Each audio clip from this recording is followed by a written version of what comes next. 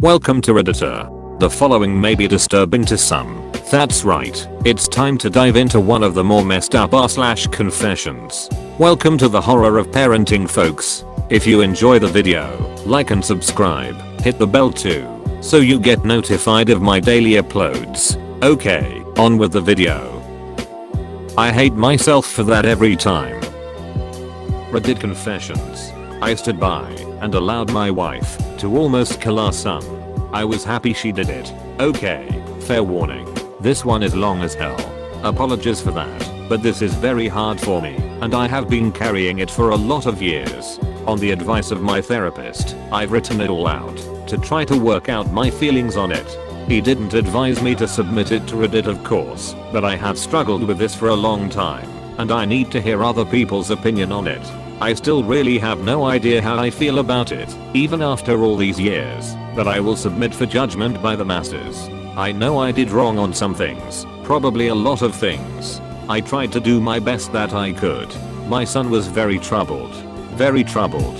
If you have seen the movie We Need to Talk About Kevin, it will really help to understand what I'm talking about, because I swear to God, when I watched that film I thought I was watching a documentary of my life. I felt like the writer must have had cameras hidden in my damn house. That's how accurate it was. The only difference is that in the movie, the boy appears normal to his father and only reveals his true nature to his mother. With my son he didn't have that mask. His insane behavior was the same with everyone. From the day he was born, my son just came out wrong. He was planned. My wife and I tried to get pregnant and were ecstatic when he was born. He was wanted and loved. We showered affection on him and really tried to give him a happy childhood. But from the day we brought him home from the hospital, he was miserable. He cried for 13 months straight. I'm not exaggerating. 13 months without a break. He cried until he had no voice left and kept crying. You could see his little face scrunched up and no sound coming out. Totally hoarse. There were times he would literally be crying in his sleep. I've never seen or heard of any other kid able to do that. We brought him to doctors, specialists, tried changing his diet, held him, rocked him, toys, swaddling, music, mobiles, everything we could think of. Nothing worked. 13 months of grating, grinding, no sleep, hell. Once he got over the crying stage, we thought we were out of the woods.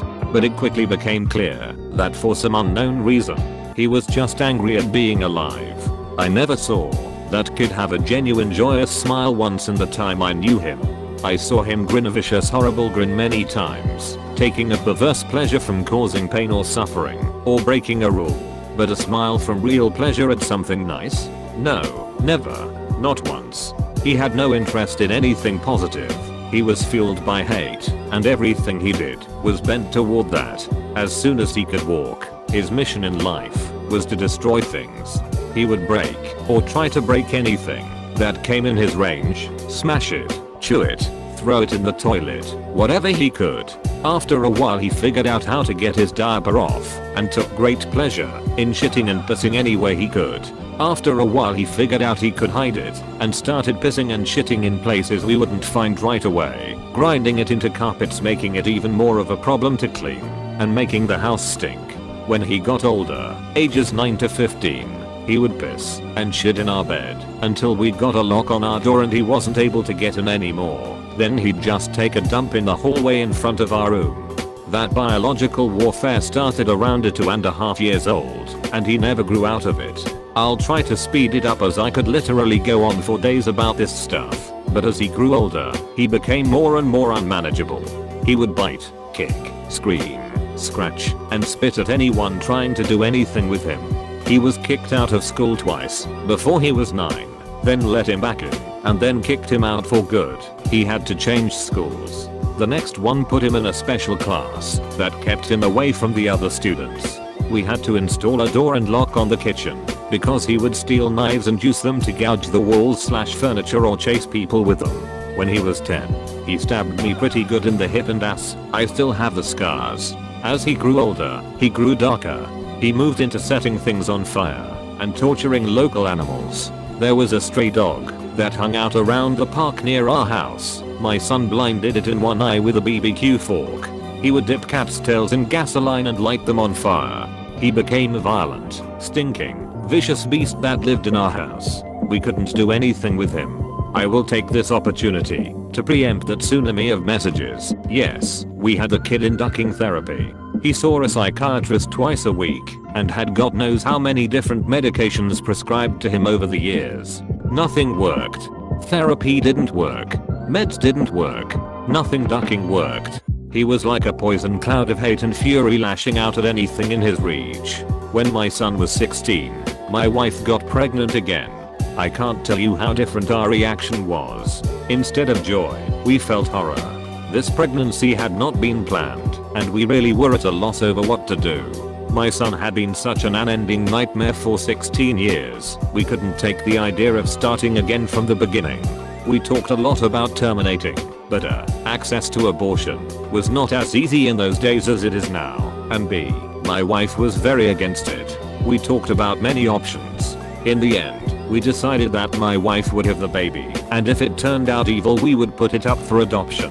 We knew we just couldn't do it again with another child like our son. We had a daughter. She was normal. Suddenly we saw what our lives should have been like the whole time, how things would have been had our son not been himself. She laughed at things.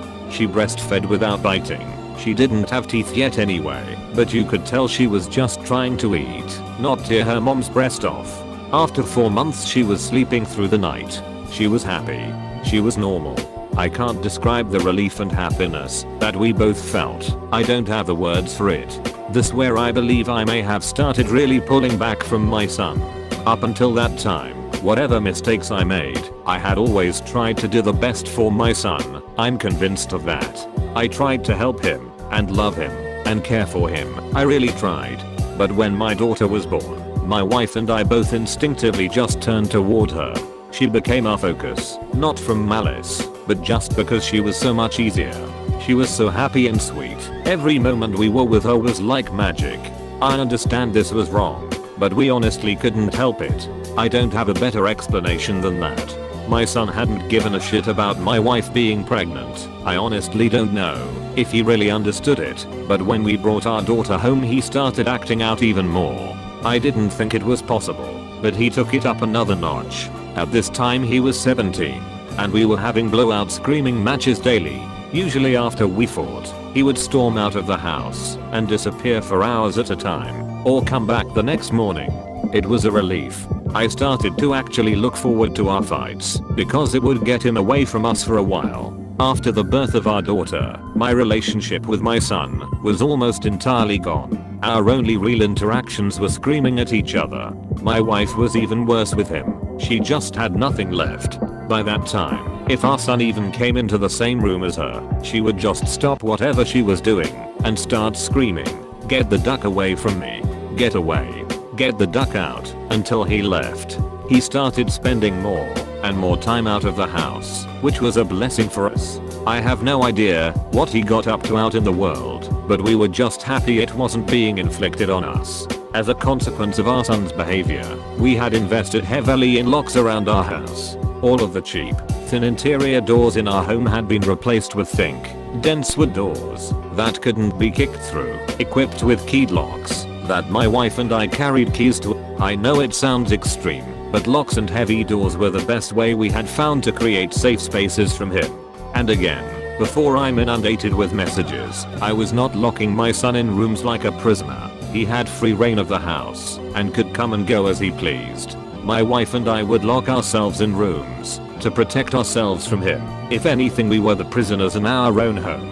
On the day in question, I had fought with my son in the morning, and he had left the house in a rage. My wife and I were enjoying some peace and quiet in the kitchen, while our daughter napped in our bedroom.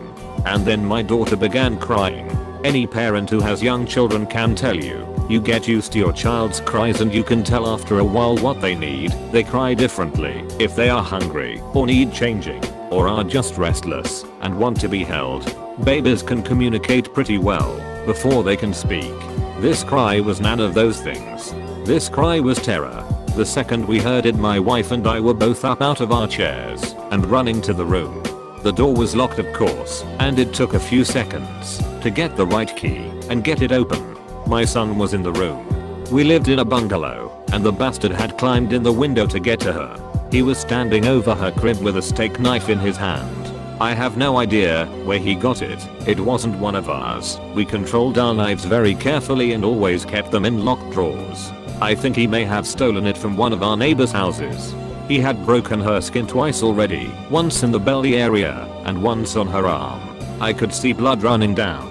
When I entered the room, he was dragging the back of the knife down her face, not cutting, almost tickling her with it, teasing her while she screamed.